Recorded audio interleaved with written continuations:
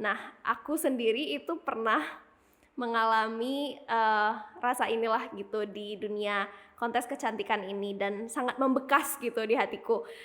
Karena namanya minder, insecure, takut, bergumul dan semua perasaan itu campur aduk gitu. Dan pergumulan ini sebenarnya bukan berarti nggak ada jalan keluarnya sih. Elang dihadapkan dengan badai yang mengamuk, ya. Elang itu bisa memanfaatkan angin dari badai tersebut untuk melambung lebih tinggi. Jadi di sini kita bisa melihat ada dua jenis orang. Yang pertama, saat ombak datang, dia akan tersipu, ya, dia akan hancur oleh ombak yang mengamuk tersebut. Tetapi ada pribadi-pribadi yang memanfaatkan angin dan badai tersebut untuk melambung lebih tinggi. Saya percaya dengan terus ingat kebaikan Tuhan ini, kebaikan-kebaikan Tuhan, dampak-dampak yang ada, yang baik, yang tetap Tuhan kerjakan. Meskipun di tengah-tengah masa pandemi, kita bisa tetap punya kerohanian yang baik.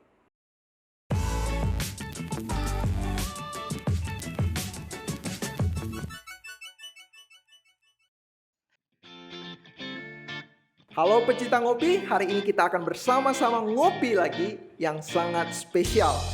Wow, ngopi apa nih, Chantal? Iya, kenapa tuh spesial nih? Masa nggak tahu, Sam? Nggak tahu, aku nggak tahu. Semi? Biasa sih ngopi ngobrol pahlawan iman. Iya, biasa sih kita ngobrol pahlawan iman, that's right. Tapi hari ini kita mau ngopi yang berbeda. Berbeda. Oke, apa tuh contoh? Ngobrol pergumulan iman. Cakep. Menarik. Iya.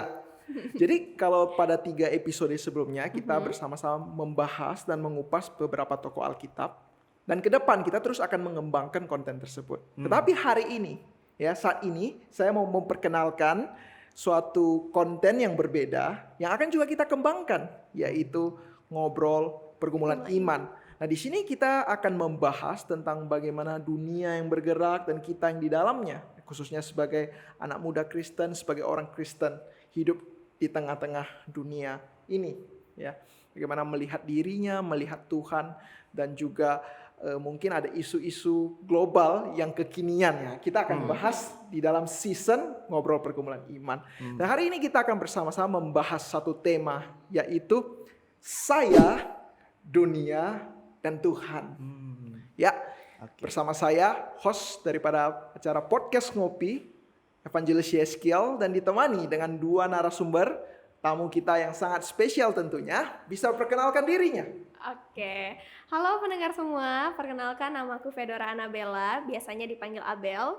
Aku saat ini menjabat sebagai Putri Pariwisata Indonesia Provinsi Jambi tahun 2021 dan saat ini menempuh pendidikan di Universitas Multimedia Nusantara masuk semester 5. Ya, luar biasa ya. Abel ini ya adalah Putri Pariwisata Jambi ya.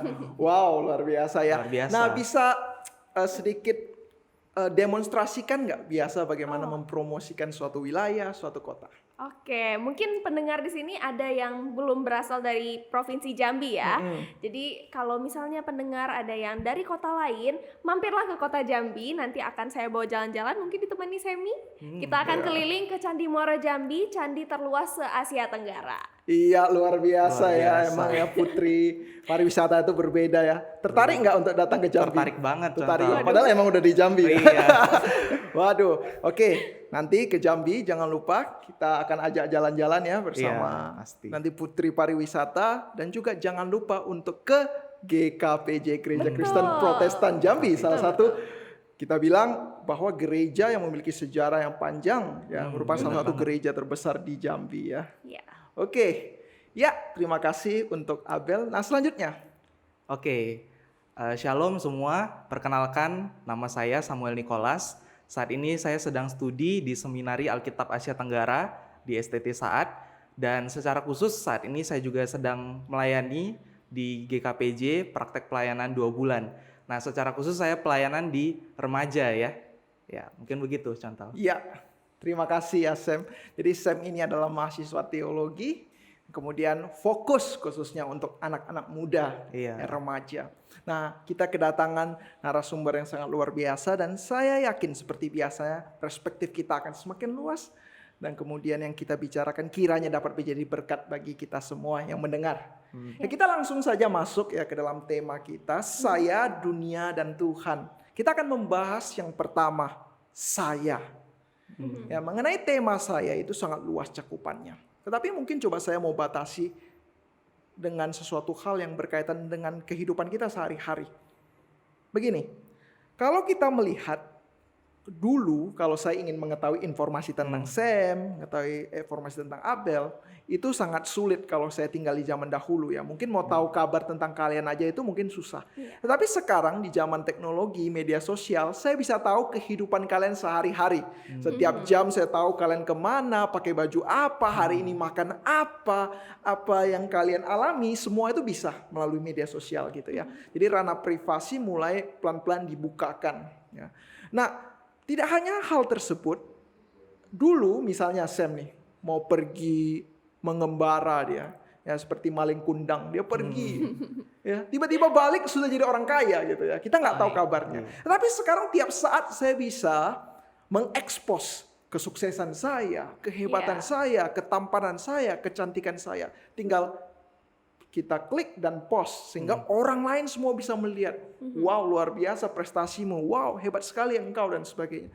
Nah, fenomena demikian membuat suatu perbandingan. Ya, misalnya saya melihat orang-orang yang sebaya dengan saya, yang dulunya mungkin teman main kelereng, main gundu gitu ya, main petak umpet, sekarang dia udah sukses, ya, punya ini, punya itu, gitu ya.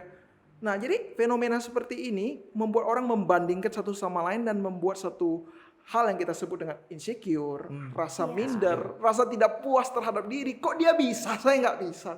Nah, sehingga menyebabkan psikologi yang tidak seimbang. Kalau Abel ya, bagaimana melihat hal ini gitu? Apakah seorang Abel pernah juga minder, insecure gitu ya? Dan mungkin ada tips nggak yang dibagikan kepada anak-anak muda atau setiap kita bagaimana sih mengatasi perasaan-perasaan seperti itu? Kalau masalah insecure ya pasti pernah sih Contoh. Aku sendiri pernah. Tapi sebelum itu Contoh sama Semi pernah dengar istilah pageant nggak? Saya pernah sih pageant. Oh, Semi pernah. Contoh? Pernah dengar tapi nggak terlalu mengerti. Mungkin kamu bisa jelaskan. Iya, oke. Sekalian menjelaskan ke pendengar sekalian ya. Pageant itu lebih sering dikenalnya tuh dengan istilah kontes kecantikan. Oh, konteks kecantikan. Yang ya. mungkin lebih sering familiar di telinga kita tuh Miss Indonesia, Putri Indonesia, Miss Universe gitu kan. Banyak sebenarnya jenis pageant lainnya. Nah, aku sendiri itu pernah mengalami rasa inilah gitu di dunia kontes kecantikan ini dan sangat membekas gitu di hatiku. Karena namanya minder, insecure, takut, bergumul dan semua perasaan itu campur aduk gitu. Dan pergumulan ini sebenarnya bukan berarti nggak ada jalan keluarnya sih. Betul. Karena itu tergantung daripada pikiran kita. Kalau misalnya kita bisa berpikir dengan benar dan juga meresponnya dengan sikap yang tepat, outputnya itu bisa jadi sangat berbeda. Tuh. Nah, aku sendiri cerita sedikit dulu awal mulai masuk ke dunia pageant ini setelah lulus SMA, itu masuk di Bujang Gadis Kota Jambi. Nah, terus berlanjut tuh sampai sekarang. Jadi dari SMA sudah mulai ikut kontes kecantikan seperti ini ya? Setelah lulus SMA. Setelah lulus SMA. Ya, begitu. Nah, di dunia beauty pageant seperti ini kan sering banget gitu menemukan orang-orang yang emang kelihatannya lebih keren daripada kita, lebih cakep daripada kita gitu. Mungkin di standar kecantikan gitu, mereka lebih sesuai standar kecantikan dunianya gitu. Dan aku ketika melihat mereka ini ya pastilah ada rasa mindernya gitu, ada rasa insecure-nya. Kenapa ya? Kayaknya kalau dibandingin mereka tuh aku kurang gitu. Nah, tapi sampai saat ini juga aku masih berusaha untuk mengatasi rasa minder itu. Dan sejauh ini ada 2 hal sih yang aku terapkan dan mungkin bisa membantu pendengar juga ya. Ayo catat Sam, 2 hal. Ya nih, saya sudah bawa. Waduh. Oke. Pressure nih, enggak. Jadi yang pertama itu adalah untuk kita fokus ke kelebihan yang kita punya. Fokus ke dalam kelebihan. Karena kadang minder itu kan hadir ketika kita ngelihat orang yang lebih keren gitu dan ngerasa wah kok kita rasanya kurang gitu ya. Oke. Nah, padahal kan kita melihat manusia ini kan unik ya, masing-masing itu pasti punya kelebihannya, pasti juga punya kekurangannya masing-masing gitu. Dan gak bisa itu disamain. Jadi ketika kita melihat orang yang lebih daripada kita ingat juga bahwa kita sendiri itu pasti punya kelebihan kita. Dan daripada fokus kekurangan yang semua orang juga pasti punya, lebih baik kita fokus ke kelebihan kita dan kembangkan kelebihan yang kita miliki gitu. Itu yang pertama. Kalau yang kedua sih biasanya aku mengubah rasa minder itu jadi motivasi nih. Karena kita ngelihat orang yang lebih keren itu bukannya jadi rendah diri, tapi malah oh nih orang keren nih, bisa jadi role model kita gitu. Jadi aku jadiin orang itu sebagai role modelku, aku pelajari, ubah rasa minder itu jadi rasa ingin tahu dan juga motivasi nih. Kalau dia bisa keren, aku juga bisa keren di bidangku sendiri gitu. Jadi fokus ke hal itu dan kita aware akan kekurangan kita, tapi kita terus-menerus improve diri kita, improve kualitas kita gitu sih contoh Ya, biasanya. luar biasa ya sharingnya ya. biasa, Saya contoh. yakin ini dari pengalaman sebagai seorang yang bergelut di dalam dunia kecantikan, kontes kecantikan ya. Ini kristalisasinya dan diberikan tips bagi anak-anak muda ya untuk mengatasi insecure, minder. Nah, tadi pas Abel menjelaskan hal tersebut, itu di kepala saya itu muncul satu kata dengan satu gambar. Apa tuh contoh? Kata itu yaitu mindset. Ah. Ya, jadi bagaimana kita memiliki mindset yang benar dan sehat. Dan kemudian yang kedua gambaran bambu. Oh, kenapa bambu contoh? Bambu, ya. Bambu ya. Tadi saya mendengar ya, saya langsung muncul gambaran bambu. Mungkin itu bisa meringkas apa yang tadi dikatakan oleh Abel. Kalau bambu, kita lihat tanaman bambu itu berbeda dengan tanaman-tanaman lainnya.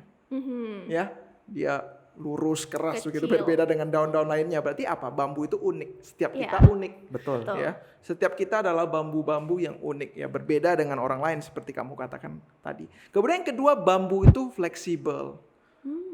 Kenapa kita lihat ya kalau bambu itu diterpa angin, dia mengikuti angin, dia goyang sana, goyang sini. Jadi kalau kita bertemu dengan orang yang kita katakan di luar diri kita kekuatannya lebih besar, ya kita tidak usah takut patah semangat ya atau hancur karena kekuatan yang besar di luar diri kita.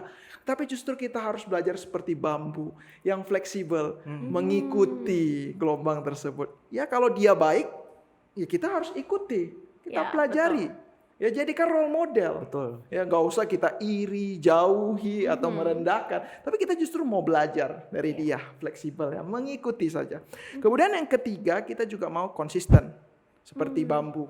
Nah bambu ini kalau kita lihat dalam pertumbuhannya, awal-awal pertumbuhannya itu di tahun-tahun awal itu dia agak sedikit lambat.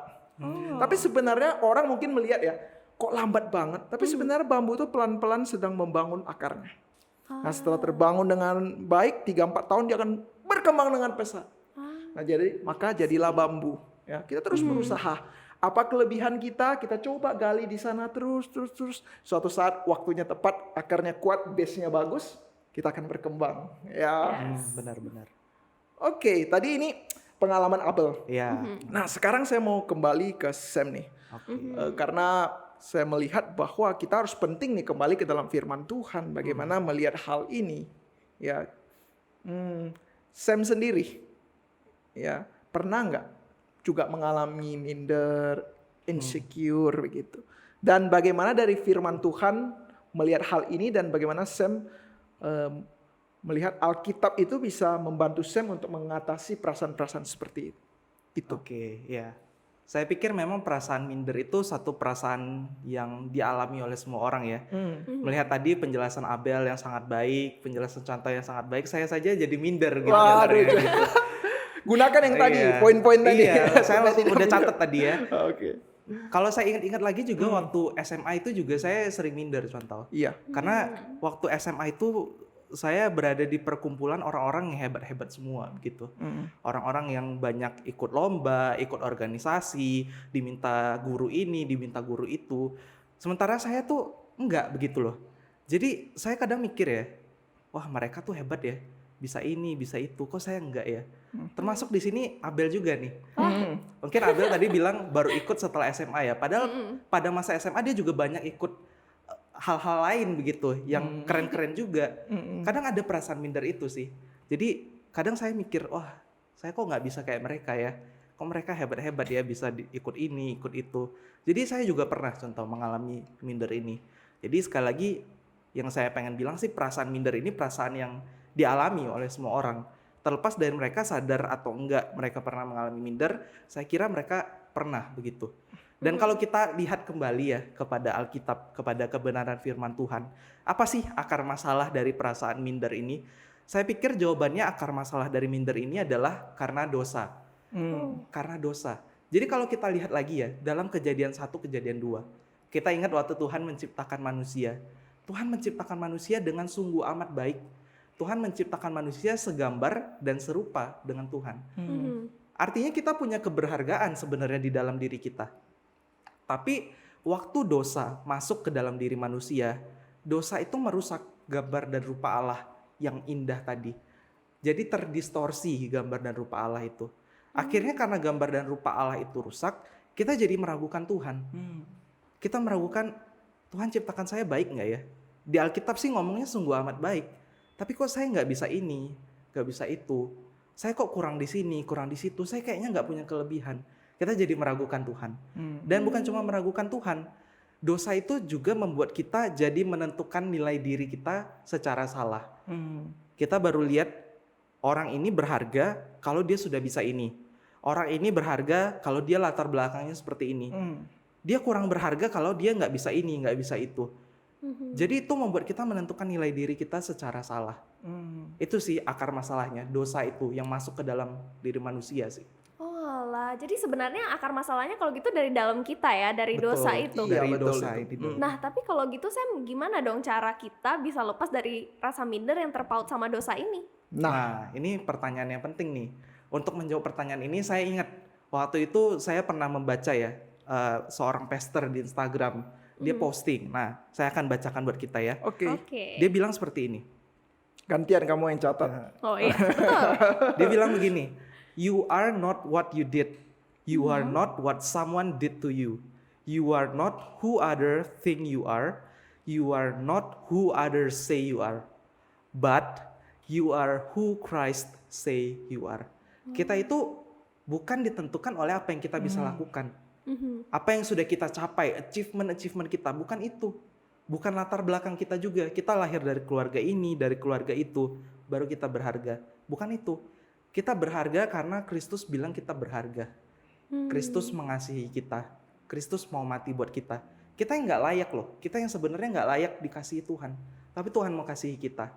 Berarti kan itu nunjukin kita itu berharga pada diri kita sendiri. Dan dengan melihat itu, saya pikir kita bisa jadi mengurangi rasa minder kita. Karena kita sadar bahwa Kristus, Tuhan sudah mengasihi kita. Ya, luar biasa ya. Keren. Ini adalah satu poin yang sangat penting ya. Ketika kita kembali ke dalam firman Tuhan, disingkapkan kepada kita bahwa kamu itu berharga. Ya, kamu itu dikasihi oleh Tuhan. Ya. Kamu itu objek kasih Allah yang begitu dicintai, yang begitu sempurna begitu ya. Ini satu hal yang sangat saya rasa menguatkan setiap kita. Nah, kalau kita tidak meletakkan itu ke dalam dasar firman Tuhan atau kepada standar Tuhan itu sendiri, maka sebenarnya kita ini di dunia ini tidak ada pegangan. Karena segala sesuatu di dalam dunia itu berubah-ubah. Bahkan standar yang kita anggap baik pun, yang kita anggap cakep, ya luar biasa, itu pun sangat relatif. Misalnya secara sederhana, misalnya saya ngomong tentang hal kecantikan. Apa sih sebenarnya cantik? Apa sih sebenarnya ganteng? Itu tiap orang relatif gitu ya. Mungkin bagi pasangan kita, istri kita, suami kita, kalau dia nggak bohong ya, engkau adalah tercantik, terganteng yang pernah ada dalam dunia ini. Jadi sebenarnya itu relatif banget gitu. Nah, kalau kita lihat di dalam sejarah, misalnya ada 4 wanita tercantik di Tiongkok. Ini 4. Nah, ini 4 wanita di dalam dinasti yang berbeda ya. Dalam zaman yang berbeda mereka hidup. Nah, itu standar kecantikannya berbeda. Ada satu yang agak berisi. Ya, jadi di zaman misalnya contoh dinasti Tangta ya. Kalau kita lihat lukisan-lukisan zaman itu, emang walaupun ada puisi-puisi yang menggambarkan bahwa standar kecantikan itu misalnya Yao Tiao atau Xiao, artinya kurus, ramping gitu ya. Tapi pada gambar-gambar lukisan itu biasa agak berisi wanitanya. Dan salah satu wanita yang tercantik itu dikatakan itu juga berisi. Jadi di zaman itu yang berisi itu yang cantik. Tapi di zaman lain ada yang cantik tapi agak sedikit hitam manis. Kemudian ada juga yang kurus. Oke. Dan juga ada yang wajahnya glowing, Oh, gitu ya. glowing ya. Nah, bayangkan kalau kita hidup di zaman yang berbeda gitu ya. Misalnya juga di Inggris ya. Ratu Elizabeth dulu pernah kena cacar. Kemudian setelah sembuh, bagaimana dia menutupi cacarnya? Oh, dia pakai kosmetik. Kemudian dia tutup mukanya sehingga jadinya putih banget. Maka kalau kita lihat lukisan juga banyak yang ngetren-ngetren yang gambarnya putih-putih gitu ya. Nah, jadi saat ada orang yang memakai make up putih tebal begitu, itu dikatakan cantik. Tapi coba kita sekarang ya, Sam, ya Abel atau saya semua pakai make up putih gitu loh. Lu mau ngapain? Lu mau melawak? Iya. Lu mau kemana? Lu mau opera gitu? Atau lu lupa cuci muka gitu? Tapi itu di zaman itu dianggap suatu hal yang tercantik. Nah, saya pernah melihat begini, satu daftar nih. Artis Korea yang paling banyak mukanya dijadikan contoh operasi plastik. Jadi misalnya kita sekarang mau operasi plastik, saya mau nih hidungnya kayak gini, mukanya ini, bawalah contohnya itu. Ada listnya, kalian bisa lihat sendiri listnya. Tapi saya bingung, kenapa harus dia? Pernah pikir gak? Kenapa dia yang harus jadikan standar? Mengapa tidak orang lain misalnya, saya mau seperti Sam. Waduh. Nah, mukanya seperti ini. Atau saya mau seperti Abel, atau seperti ini. Ini loh yang paling ganteng di dunia gitu. Atau misalnya ini, saya mau seperti ini. Kenapa? Ya, sangat relatif ya. Iya, betul. Tergantung ya. Preferensi, budaya, dan sebagainya. Tapi kalau kita letakkan ke Tuhan, jelas standarnya. Bukan di kita, bukan apa yang kita dapat, bukan apa yang orang katakan. Tetapi Tuhan nyatakan, dan itulah kita. Secara natur kita. Diciptakan menurut sesuai dengan gambar dan rupa Allah, dan Tuhan begitu mengasihi kita. Betul. Ya. Ya. Jadi kita sudah melihat dua perspektif yang sangat amat baik hari ini ya. Yang pertama dari pengalaman Abel, bagaimana dari manusia, dari seorang pribadi yang berusaha di tengah-tengah keminderan, dia berusaha untuk tidak jatuh tapi memikirkan mindset yang benar, usaha yang benar untuk bertumbuh. Ini adalah mewakili satu pandangan manusia yang hidup bertanggung jawab. Nah, kemudian tapi jangan lupa ada satu hal yang lebih tinggi lagi, yaitu aspek teologis, yaitu bagaimana apa yang Alkitab dan Tuhan nyatakan pada kita. Seperti tadi Sam sudah jabarkan dengan amat sangat baik.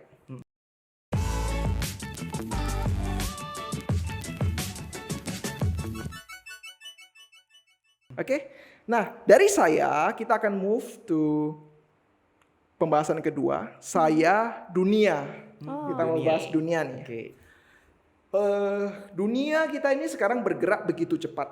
Saya mengutip beberapa tahun yang lalu Bapak Presiden Jokowi ya di dalam pidatonya juga mengatakan bahwa dunia ini bergerak cepat setiap detik berubah. Inilah yang kita alami ya.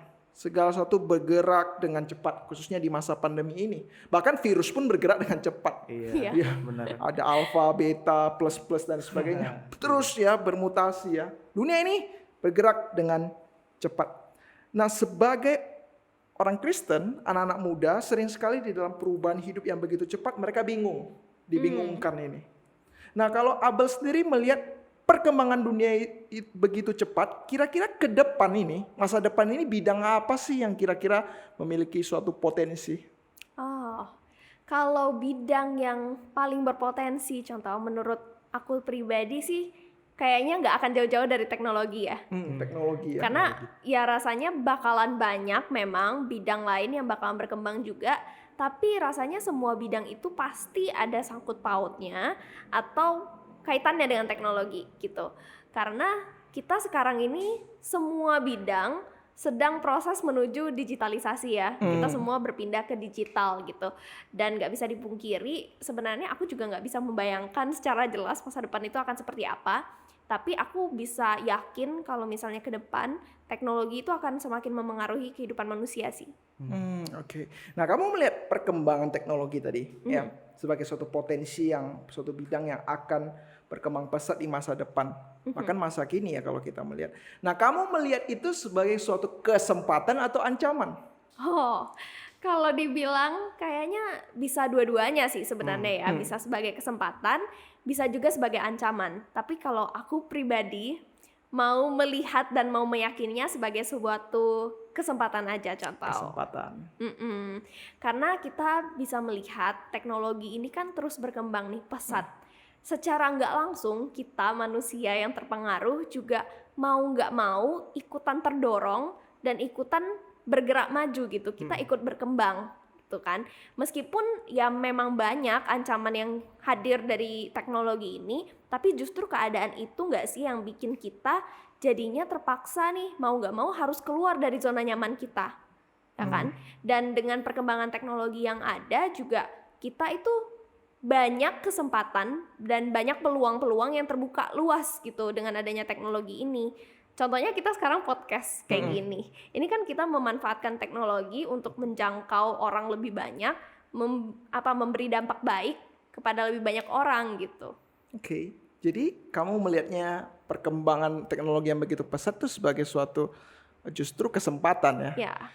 Tentu ada ancamannya juga ya. Ya misalnya kita melihat ancaman-ancaman dari teknologi seperti suatu saat manusia akan dikuasai oleh robot-robot, kita akan ya dijadikan budak oleh robot-robot. Banyak sekali ya, mungkin kita bisa melihat di berbagai video misalnya Elon Musk, kemudian artikel-artikel yang membahas tentang AI dan bahaya-bahaya daripada teknologi. Tapi kamu melihat dari sisi lebih positif dan memang benar. Sebenarnya ini seperti sebuah gambaran lagi ya. Kamu ngomong tadi ada gambaran lagi. Tadi bambu, sekarang elang. Oh, kenapa elang contoh? Jadi elang ini begini. Elang dihadapkan dengan badai yang mengamuk, ya. Elang itu bisa memanfaatkan angin dari badai tersebut untuk melambung lebih tinggi. Jadi di sini kita bisa melihat ada dua jenis orang. Yang pertama saat ombak datang, dia akan tersipu, ya, dia akan hancur oleh ombak yang mengamuk tersebut. Tetapi ada pribadi-pribadi yang memanfaatkan angin dan badai tersebut untuk melambung lebih tinggi. Nah demikian dengan halnya teknologi. Ada orang ya menghadapi teknologi ya badai teknologi, justru dia menjadi pribadi yang memanfaatkannya suatu hal yang lebih negatif. Misalnya kecanduan, kemudian menggunakan hal-hal teknologi untuk hal-hal yang kurang baik, ya ilegal dan sebagainya. Tetapi kalau ya kita belajar dari elang, justru kita memanfaatkan teknologi untuk melambung lebih tinggi, ya. Nah kalau Sam sendiri melihat, apakah kamu melihat teknologi itu sebagai ancaman atau suatu kesempatan juga? Oke. Nah jadi sebelumnya saya setuju ya bahwa dunia ini itu dunia yang berkembang dan terus-menerus berubah gitu. Saya ingat satu kutipan yang cukup membekas gitu ya. Bilang seperti ini, satu-satunya hal yang tidak berubah dari dunia ini adalah perubahan itu sendiri. That's right. Iya, jadi dunia yang terus-menerus berubah, berkembang juga. Dan saya setuju bahwa teknologi ini memang satu hal yang sangat berkembang di masa-masa sekarang. Kalau kita lihat gereja misalnya ya, gereja zaman dulu itu mungkin sangat anti dengan ada kamera, ada ibadah live streaming, ibadah online, rasanya tuh aneh gitu ya. Kayak nggak mungkin gitu di masa depan akan ada ibadah online live streaming. Tapi karena pandemi ini membuat gereja tuh lagi berpikir ulang untuk menggunakan teknologi. Jadi saya ngelihat bahwa teknologi ini itu bukan suatu ancaman, memang bisa jadi suatu ancaman, tapi justru kita bisa gunakan sebagai suatu kesempatan, sama seperti yang Abil bilang tadi. Misalnya gereja ya, waktu gereja melakukan ibadah online. Bahkan sekarang kalau gereja cuma punya satu kamera aja rasanya aneh ya. Dulu kalau dulu bahkan kayak nggak boleh ada gitu ada kamera. Sekarang satu kamera aneh, perlu 2, perlu 3 dan lebih banyak lagi. Nah ketika disiarkan, ibadah disiarkan, itu kan masuk ke YouTube.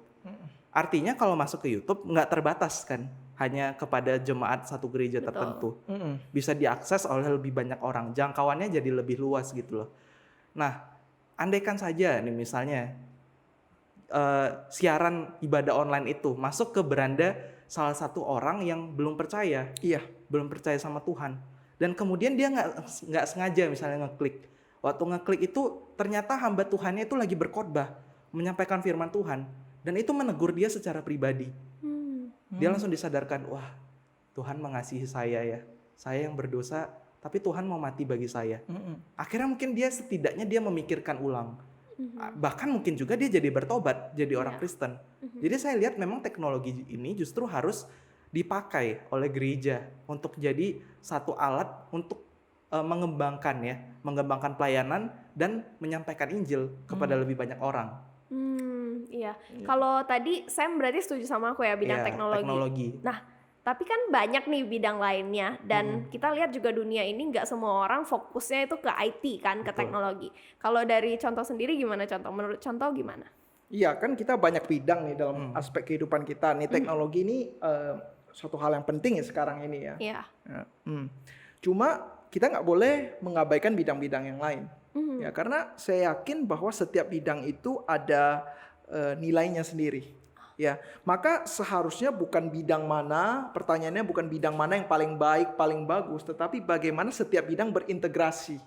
Jadi Benar. jadi pertanyaannya bukan siapa yang paling baik, tetapi siapa yang paling bisa memanfaatkan ya berhubungan satu sama lain untuk saling berkembang dan berinteraksi. Misalnya kita lihat banyak aspek kehidupan baik ekonomi, kemudian psikologi, teologi, banyak hal ya. Itu sebenarnya juga bisa dikaitkan dengan teknologi juga. Iya. Benar. Ya. Jadi berkolaborasi, ya sistem berkolaborasi. Kalau kita mungkin konsepnya itu sendiri-sendiri, ya sendiri-sendiri, ya gua lulu. Tapi sekarang tidak bisa ya, kita dibukakan mata kita, khususnya pandemi ini kita sebagai umat manusia, kita sebagai bidang-bidang ini kita harus bersatu bersama, ya untuk membangun dunia lebih baik. Nah, kalau saya melihat begini, kita emang tidak harus jadi orang IT. Semua kita jadi orang IT. Nah, ada sebuah buku, yaitu buku Industri Masa Depan yang ditulis oleh Alex Ross. Itu merupakan buku yang menceritakan tentang prediksi-prediksi dan kemudian juga gambaran-gambaran dunia industri-industri masa depan.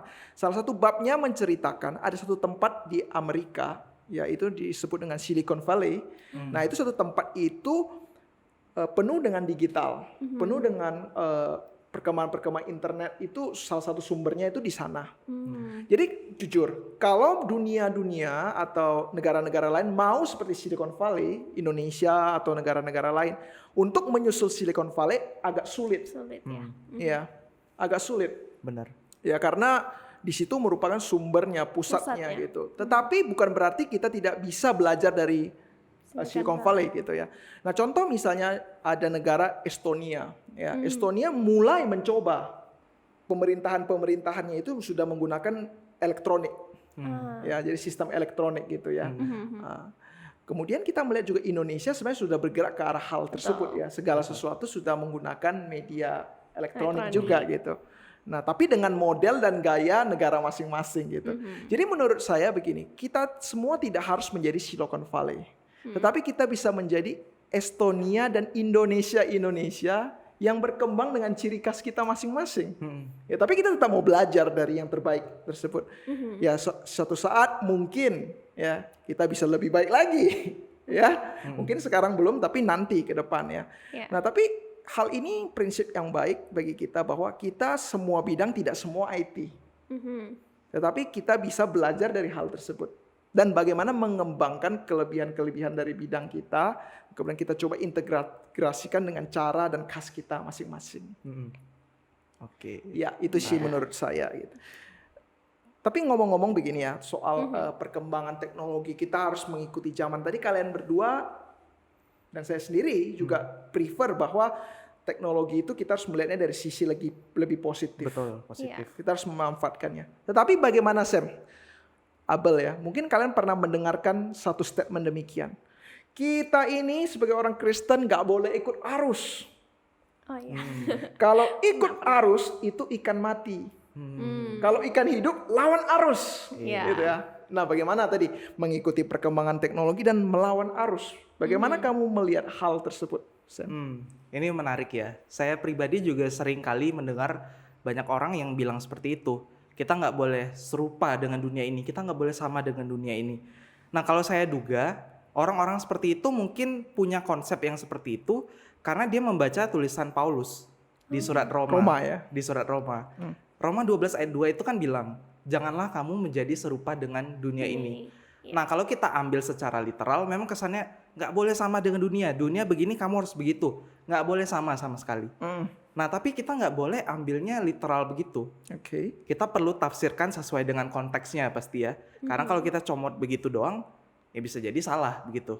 Nah, kalau secara konteks, kita perlu cari tahu dunia yang Paulus maksud itu apa? Dunia seperti apa sih? Dan kalau kita lihat dalam surat Roma secara umum, dunia yang dimaksud Paulus itu bukan dunia yang secara umum begitu. Karena kalau dunia secara umum luas, kita ngomong dunia artinya apa? Nah, dunia yang Paulus maksud di sini adalah berkaitan dengan kejahatan-kejahatan manusia. Manusia yang hidup makin hari itu makin jahat. Kalau kita lihat di dalam Roma pertama, surat Roma pasal pertama, Paulus tuh menentang dengan tegas manusia-manusia yang menindas kebenaran, yang berusaha dengan hidupnya tuh melakukan kejahatan. Jadi inilah yang ditentang oleh Paulus. Dan secara khusus juga, ini kan surat Roma.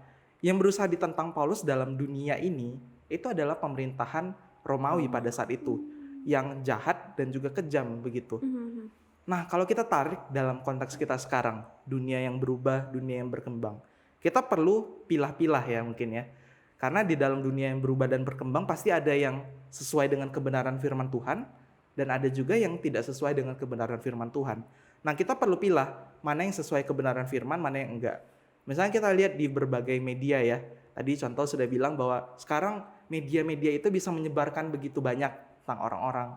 Nah, banyak influencer-influencer di berbagai media itu. Kadang-kadang mereka memberikan hal yang baik, tapi kadang juga enggak. Misalnya mereka menawarkan budaya konsumerisme.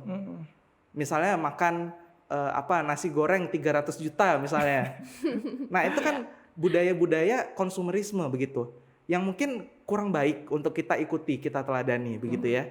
Tapi sebaliknya juga ada influencer-influencer yang baik yang berusaha memperlihatkan bahwa dunia itu bukan cuman tentang orang yang pintar tapi juga tentang orang yang baik begitu. Nah, untuk yang seperti inilah kita perlu teladani, kita perlu seperti mereka begitu, berbuat baik dan lain sebagainya. Dan kita balik saja sih kepada peran kita sebagai orang Kristen. Tadi contoh udah kasih gambaran ilustrasi mengenai bambu dan elang ya. Nah, saya nggak mau kalah juga nih, saya mau kasih ilustrasi Saya jadi juga minder ya. nih. Waduh.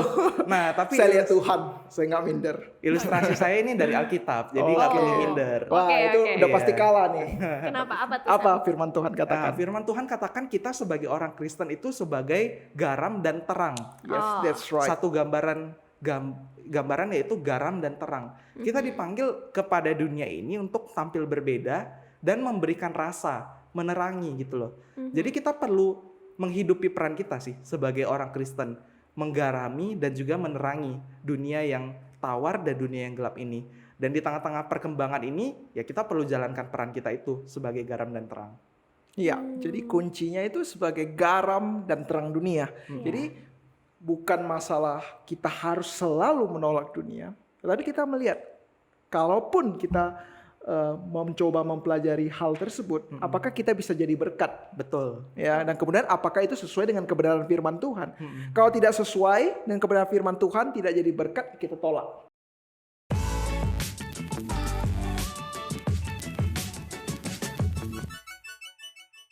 Kita mau masuk nih, saya dunia, ke satu hal yang sangat amat penting, yaitu tentang Tuhan.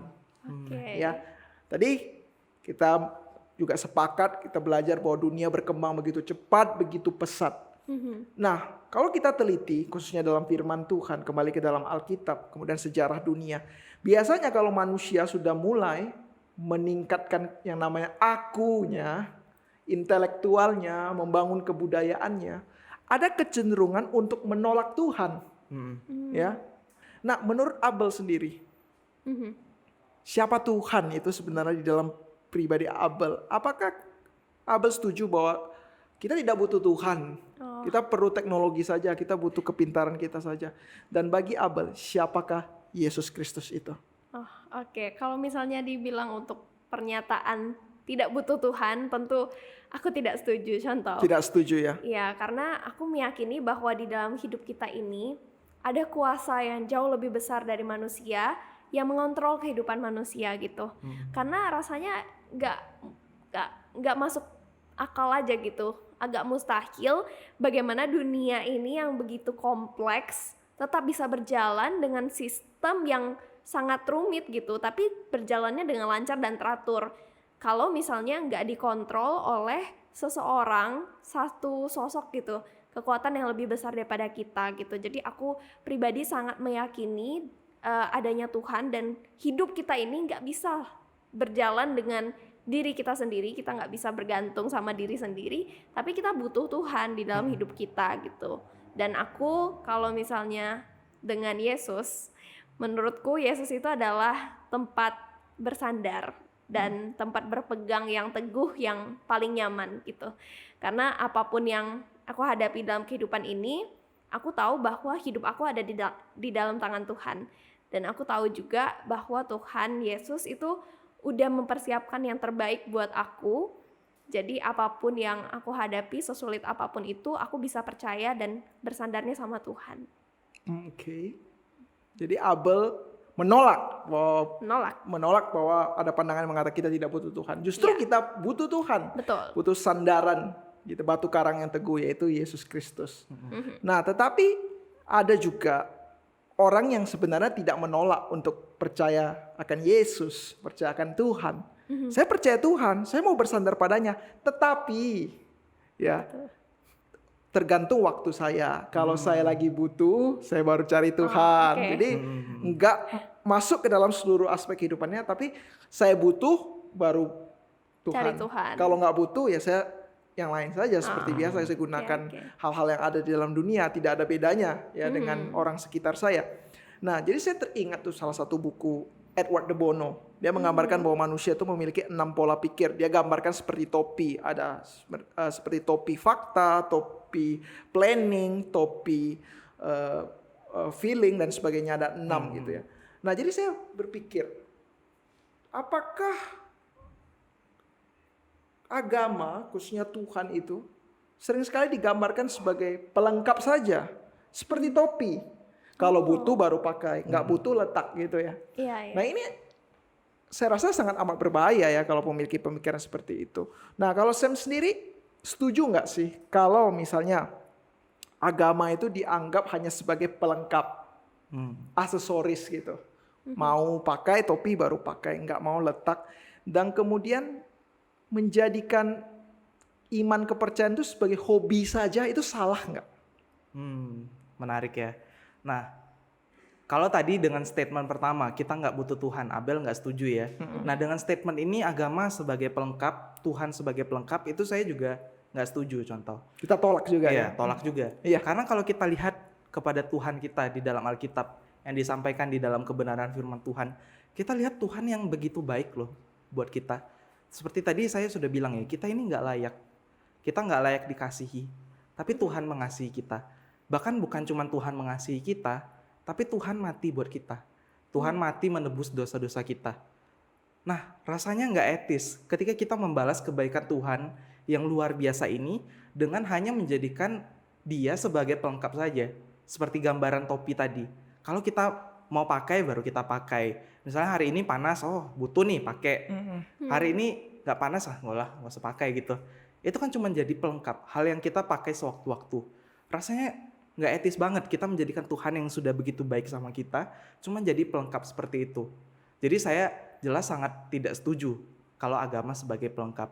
Nah, belakangan ini juga berkembang satu gerakan yang namanya itu gospel centeredness atau keterpusatan kepada Injil. Yes. Nah, mungkin contoh tahu juga beberapa tokoh-tokoh teolog-teolognya ya, seperti Timothy Keller, Bryan Chapell, Paul David Tripp, dan lain sebagainya.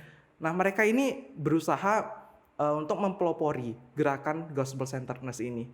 Nah, secara sederhana gospel centeredness atau keterpusatan pada Injil ini adalah ketika kita menjadikan Injil sebagai perspektif, dorongan, dan juga kekuatan di dalam seluruh aspek kehidupan kita. Kita jadikan sebagai perspektif artinya kita melihat fenomena-fenomena yang ada di dunia ini, perkembangan dan lain sebagainya. Kita lihat dari kacamata Injil. Lalu kemudian dorongan, ketika kita mau melakukan segala sesuatu, apapun yang kita lakukan, motivasinya apa? Bukan untuk senangin orang lain, bukan supaya kita dipandang berharga dan lain sebagainya, tapi karena Kristus sudah mati bagi saya, Kristus sudah mengasihi saya. dan terakhir juga jadi sebagai kekuatan. Kita seringkali itu merasa nggak bisa ya ngelakuin ini. Misalnya kita sudah mencoba melakukan satu hal dan kita lihat nggak ada kemajuan dan lain sebagainya, atau kita merasa hopeless terhadap sesuatu. Di saat itulah Injil jadi kekuatan kita. Kita ingat lagi, Tuhan sudah mati ya buat saya ya. Wah, ini jadi pengharapan terbesar buat kita, jadi kekuatan terbesar buat kita. Nah, kalau Injil ini belum jadi pusat di dalam hidup kita, artinya Injil ini belum merembesi seluruh aspek kehidupan kita. Jadi kita sebagai orang Kristen, kita perlu belajar untuk berusaha supaya hidup kita seluruhnya itu terpusat kepada Injil Yesus Kristus, terpusat kepada Tuhan. Nah, kalau tadi berkaitan dengan hobi, mungkin kita perlu definisikan dulu hobi itu apa. Karena hobi menurut tiap-tiap orang itu bisa saja beda-beda ya. Atau ya. Nah, kalau hobi itu artinya kesenangan yang kita lakukan sewaktu-waktu aja. Misalnya lagi pengen baru ngelakuin dan sebagainya. Mungkin itu mirip dengan gambaran topi tadi kan. Pengen baru pakai. Nggak pengen, nggak pakai. Nah, kalau seperti itu saya rasa kurang pas. Kalau kita menjadikan agama, Tuhan, Injil, cuman sebagai hobi yang kita pengen lakukan sewaktu-waktu. Tapi kalau hobi itu artinya segala sesuatu yang kita lakukan, kesenangan yang terus-menerus kita lakukan di dalam setiap aspek hidup kita, saya pikir ini lebih cocok dengan keterpusatan kepada Injil tadi. Karena kita jadikan Injil itu sebagai pusat hidup kita.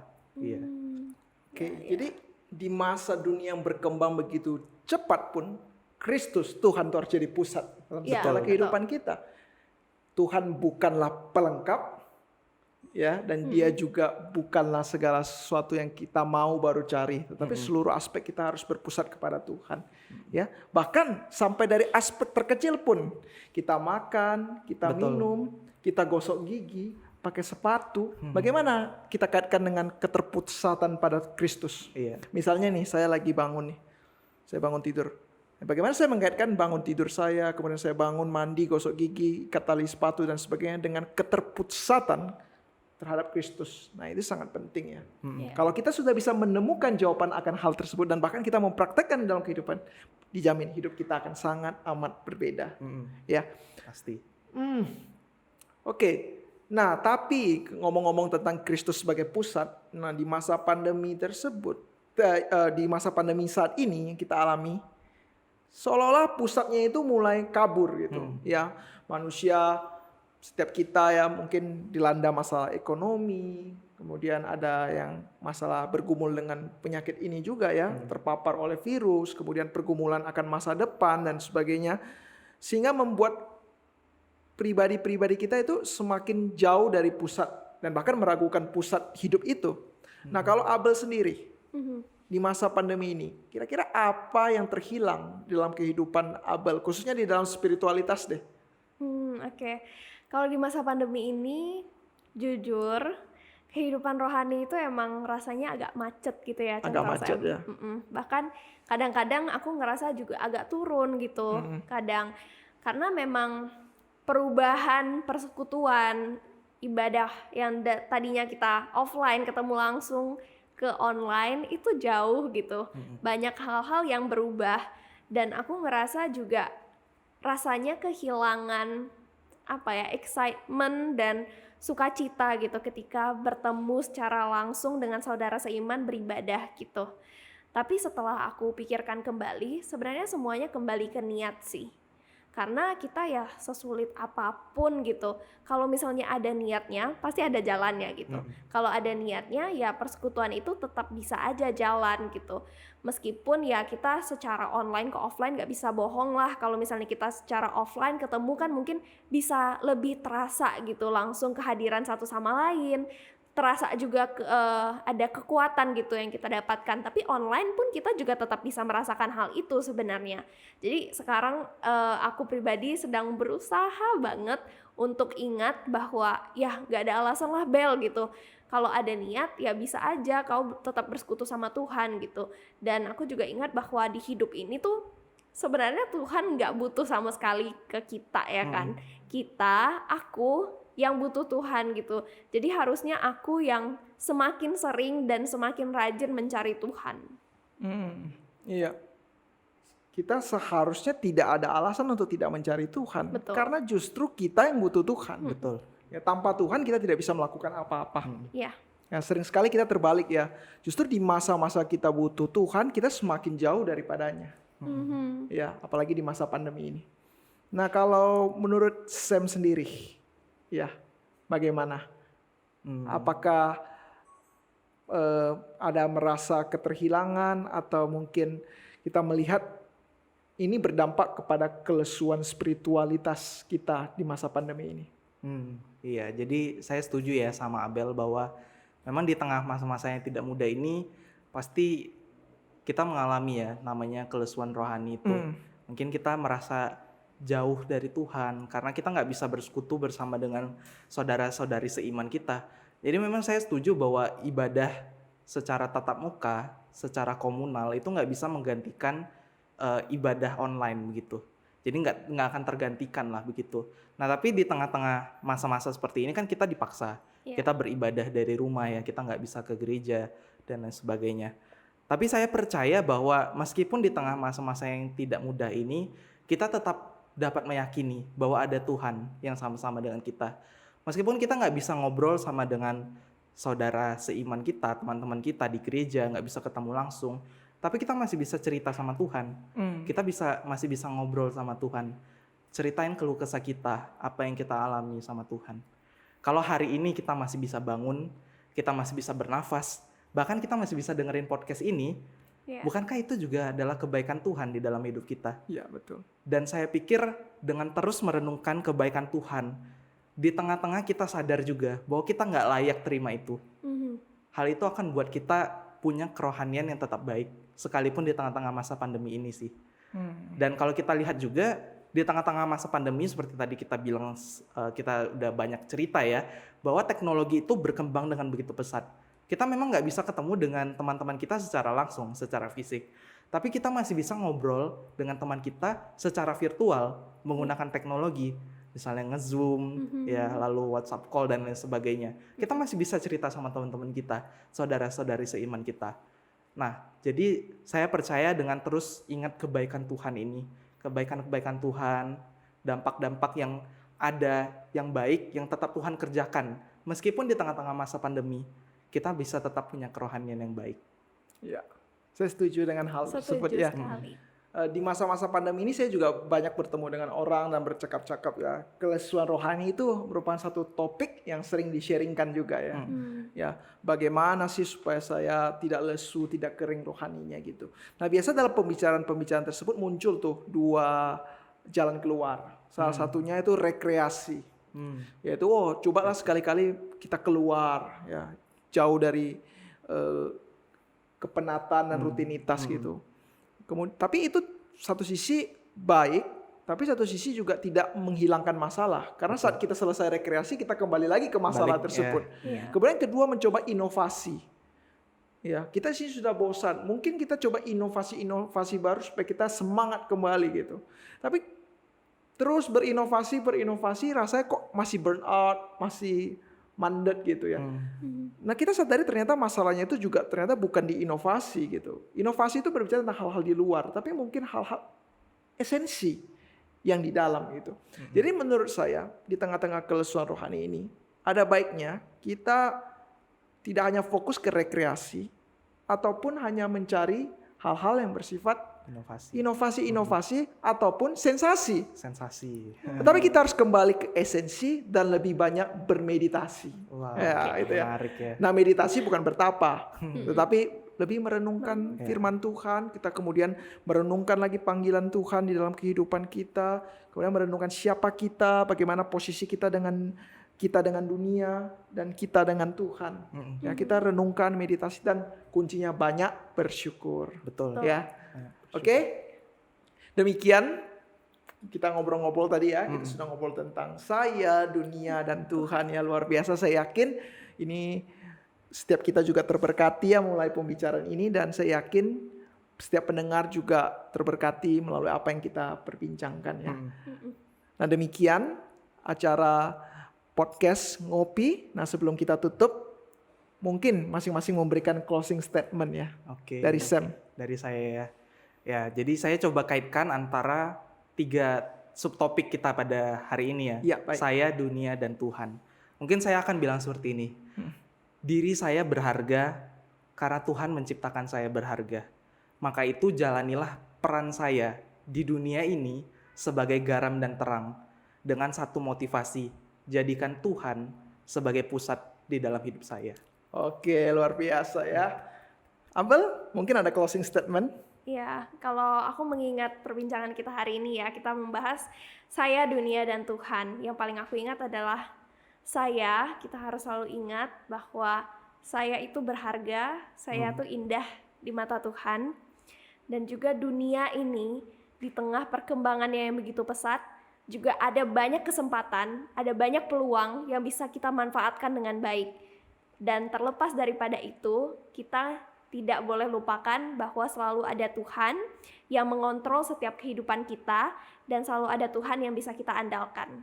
Oke, luar biasa ya. Kalau dari saya, tiga-tiganya sama. Yaitu dari saya, kita melihat diri kita, jangan lihat diri kita, kembali ke Tuhan. Bagaimana kita di tengah-tengah dunia ini, jangan terikut dunia, tapi kembali kepada Tuhan. Ya, dan kemudian bagaimana kita melihat Tuhan? Ya kita harus kembali kepada Tuhan. Kita pegang teguh kepadanya. Ya, kembali kepada sumber dan pusat kehidupan kita, yaitu Yesus Kristus itu sendiri. Ya, demikian acara podcast Ngobrol Pergumulan Iman.